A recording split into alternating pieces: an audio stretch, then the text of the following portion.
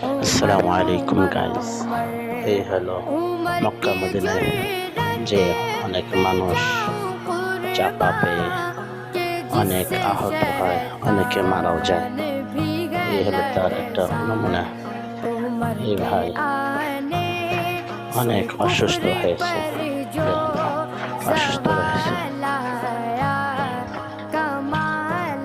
তার সেবা যত্ন চলতেছে, তার সেবা যত্ন চলতেছে।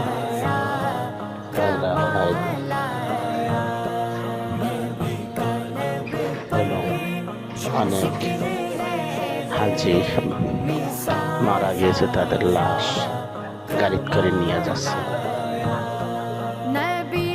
তাদের সঙ্গে কিছু লোক যাচ্ছে।